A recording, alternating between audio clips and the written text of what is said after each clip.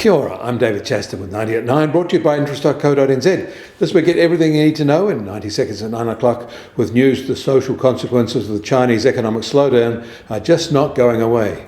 But first, there were a flurry of factory PMIs released over the weekend, confirming a global manufacturing downturn remains, even if it is minor. But not minor is the widely watched US ISM version, as that reports a noticeable shrinkage across the board. The internationally benchmarked market version, however, records barely a drop, but it does confirm lower demand. In a Friday speech, Fed boss Powell signalled that they are likely done raising rates, but his comments were laced with caution. And Canada's labour force grew at a faster pace than expected in November, faster than the good 25,000 increase in employment. Payrolls swelled much more, but the number of self-employed fell rather sharply. That meant that their jobless rate inched up to 5.8%, but this wasn't unexpected. In China, the Caixin factory PMI diverged from the official NBS version again and again was more positive. But to be fair, it is just oscillating around a steady state, and this is an up month. However, this report does note a sustained rise in new orders. Meanwhile, Chinese borrowers are defaulting in record numbers as their economic troubles extend. More than 8.5 million people are sharply downgraded in their social credit, which essentially means they're blacklisted after missed payments on mortgages and business loans. That is about 1% of working Chinese adults, and is up from about 5 million defaulters in early 2020.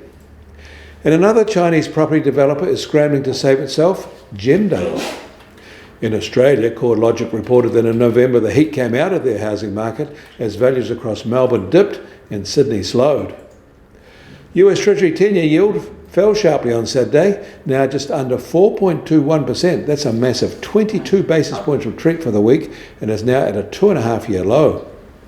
And the price of gold will start today at just on $2,071 an ounce, and up $11 from this time Saturday, after briefly touching its all-time high of $2,090 an ounce intraday. A week ago it was $2,000 an ounce, so a 3.6% gain since then. And oil prices fell a sharpish $2.50 over the weekend, just on $74 a barrel in the US. The international Brent price also got a sudden shift and is now down to $79 a barrel. And the Kiwi dollar starts today at just on 62.1 US cents and up 10 basis points from Saturday. A week ago it was 60.7 US cents, so 1.5 cent gain from then.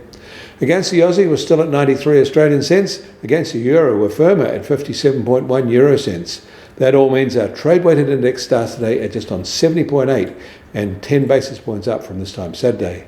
Up more than 100 basis points, though, in a week. Get more news about the New Zealand economy from interest.co.nz. Kia ora, I'm David Chaston, and we'll do this again tomorrow.